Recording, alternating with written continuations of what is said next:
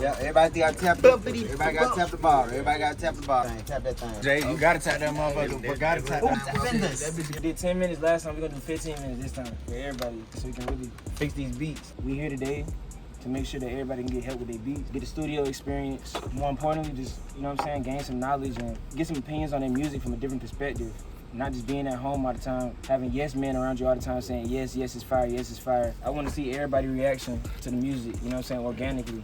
To peace and prosperity. I like it.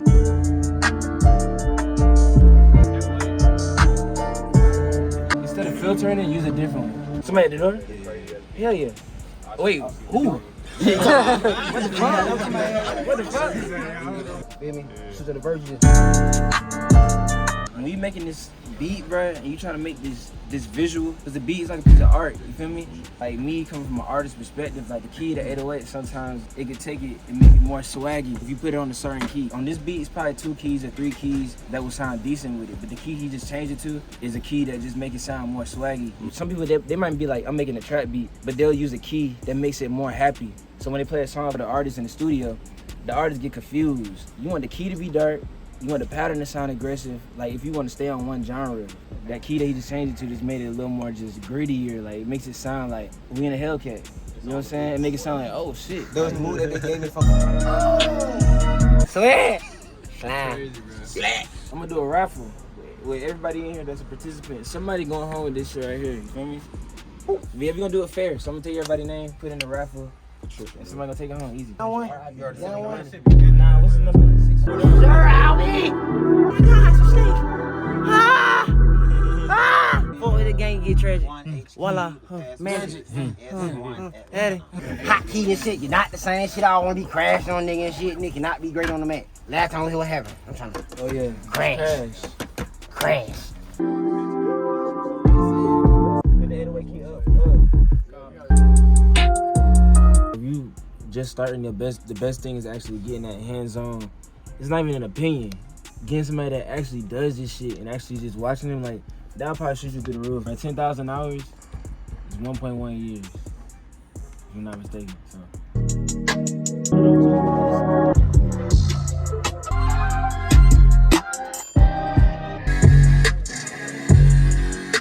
The reason I turn the hi-hat up and turn the snare down is because in order for the artist to catch the flow, you know what I'm saying, the drums, if the drums are like faint and thin, there's no like constant in the beat. Remember, the hi-hats is the only thing in the beat going like this.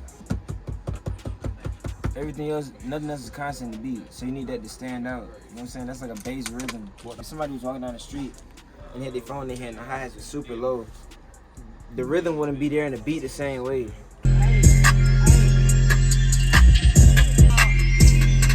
You told me hella shit.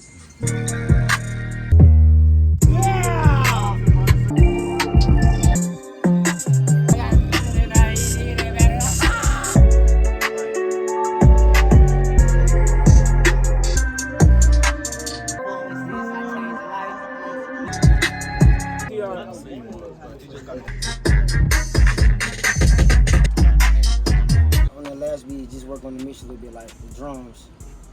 Level them hoes out, them hoes is up there, you feel me? Yeah. Crunchy. I listened to Grizzly, but I shouldn't have. You see, I'm just banging everything. I listened to the interview, the producer guy, he said just turn everything up, turn it up. Not. You can hear it distorted there. I'm gonna turn everything up, you turn it up.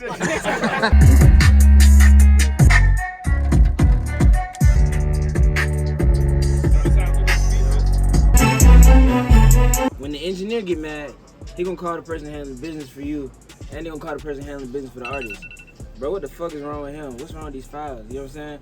Then it's gonna create a whole confusion. That second wow. You know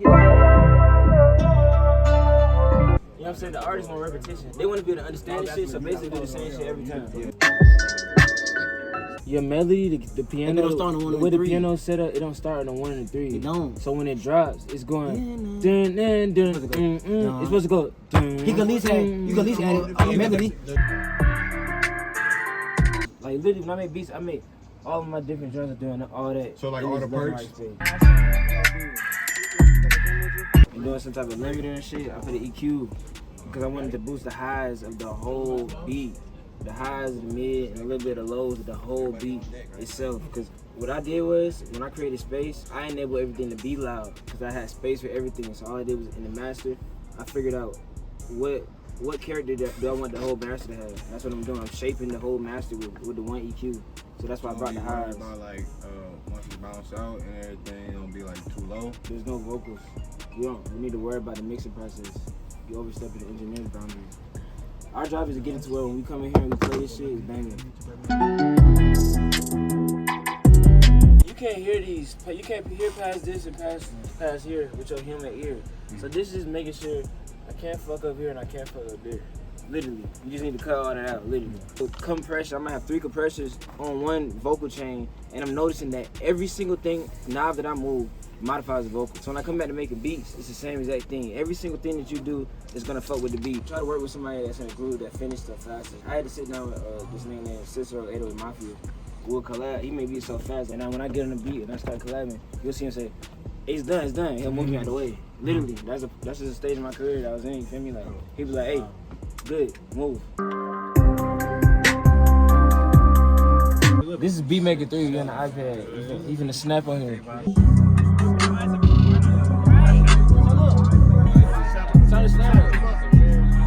We need to EQ the melody, and we need to bring the highs up on there and the hi-hat. Pay attention more to like some good headphones.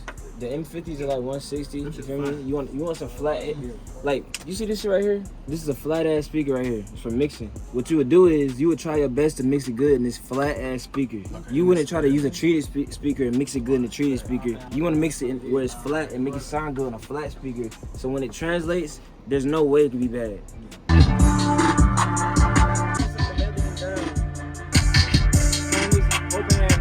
Cause it come in strong though. If it come in strong, you need to drop strong, you feel me?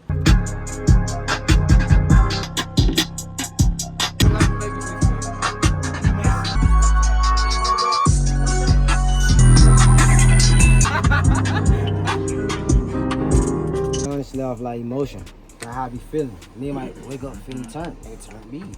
You might want to do a smooth R&B shit, so you might make R&B beat, you feel what I'm saying? Or EDM beat, you feel me? Or Afro beat. It just really go off emotion, like how a nigga feel, you feel what I'm saying?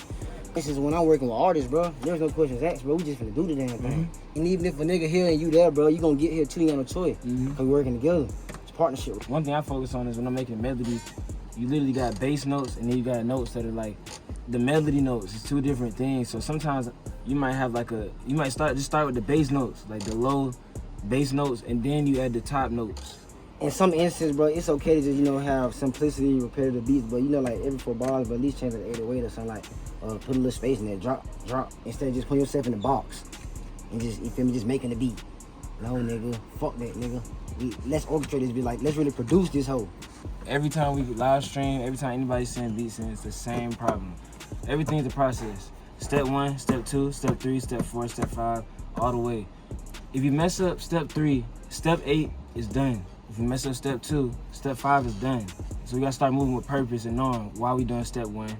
We know that if I don't do step 2 correctly, it's gonna affect step 3 and so on, you feel me? A lot of times we have the most fire drums, the sound selection's okay, but it's that mix, and it's like, the hi-hat's too low, we're not gonna be able to hear the rhythm. So the artist isn't gonna catch the energy on it. It's a lot of things that it's called making opportunity or breaking opportunity. That mix is literally breaking opportunities. The artist trusts the engineer. So you as a producer in that other position, not worrying about the mix. The artist can literally, this is real life. Yo, bro, is the mix really that bad?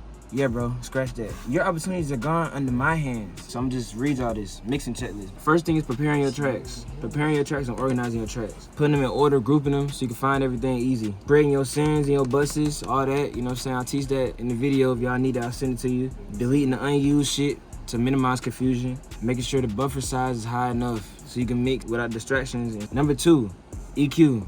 In this category, our job is to emit bad frequencies. Sometimes we do an additive EQ to make sounds more crisp. We use a sweeping technique to find bad frequencies. The sweeping technique means you take your EQ, you bring it up, and wherever you bring it, if it sounds harsh when you brought it up, you're spiking frequencies. So if you spike a bad frequency, that means do the opposite. Subtract it. Never overdo an EQ. A good way to check is to listen for when the sound starts to change. If the original sound is lost, we went too far. So our job is not to modify every sound with EQ. Like I said, it's a purpose. If it's too many lows, we're cutting the boxy sound out. Too many highs, we're cutting the ear scratching sound out.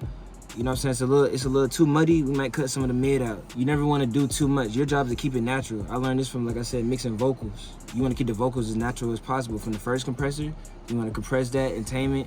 The next one, you want to compress that.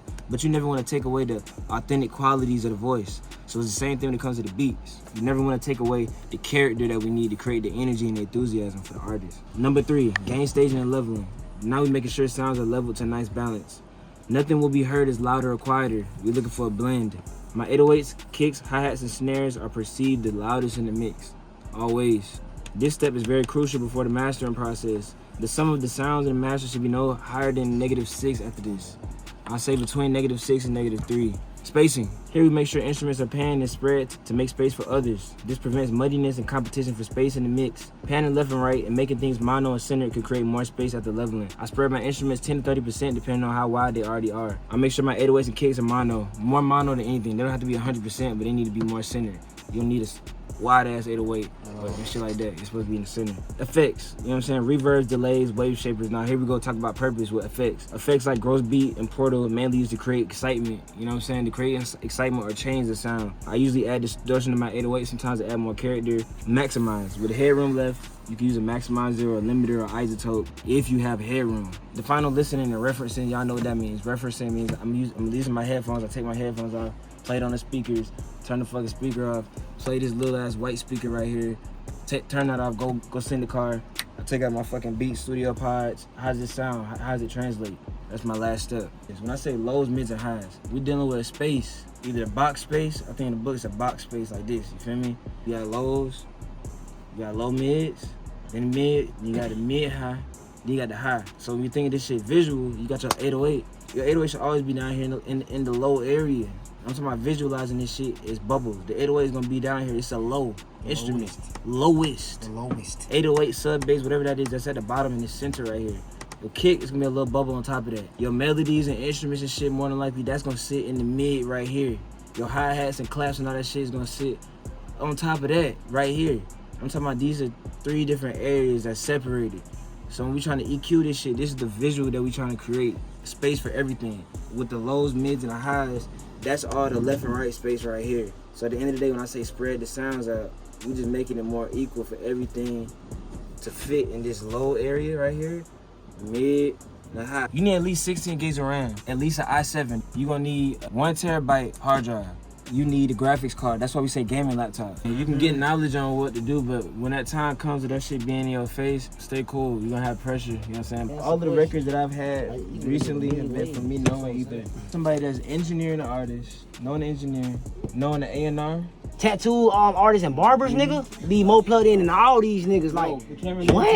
And niggas be too proudful, you feel me? But like, never be too proudful, you feel me? Or like, ego be too big to where you can't reach out, bro, you feel me? Or put your face out there, or reach out to a nigga. How you doing, bro? I'm such and such, you feel me? Like, ain't nothing wrong with doing that, bro. That's good business. Feel what I'm saying? Like, niggas always want to be behind the camera, behind the computer, and just send shit out, bro. Your shit gonna never get heard, bro. How many niggas fucking send shit off, bro? That's why you say relationships, like, it's really important, but like, that shit is key as fuck. Like, for me, a lot of major artists, like, I've lived with them. I've been in a relationship to where it's like, it's not about music. Where people like, damn, you know him? Of course. So at the end of the day, the artist might be like, hey, bro, pull up your beats. He might not give a fuck. He might even know you ass. Bro, pull your shits up. Because he fucking with you today. It's simple. He giving you the chance. The best thing I would definitely say is, like, definitely get your face card and your brand. That's the #1 fucking thing. You got to be moving around. People got to see what the hell you're doing. I mean, you can send out loops. You can work directly with the engineer. You can work out with the manager. You can be in the sessions with the artist. As soon as you start building your brand, motherfuckers gonna start hitting you up out of nowhere talking about, hey, bro, I see we got a lot of the same partners, bro. I want to work. I interviewed Ryan Leslie. This changed my life. He said, bro, you're not where you want to be. You're not making 30 calls a day. Just 30 calls. When we speak about DMing 30 people, why would you immediately say, hey, bro, I got beats? That's the same thing as you sending a SoundCloud link to somebody saying, hey, listen to my beats. You feel me? That's not what we mean by 30 calls a day. That's not what the fuck we talking about. Conversation is currency, content is currency. So at the end of the day, your job with these conversations is actually to figure out is this person even qualified to buy beats? Are they gonna buy the beats? Are they gonna just hop on the beats? Because some people don't buy beats, they just talented. It's called qualification. You gotta size them up, you gotta have a conversation. Ask real questions and actually know somebody as a person, you know what I'm saying? Rapper going? Oh. Johnny Neptune. Johnny.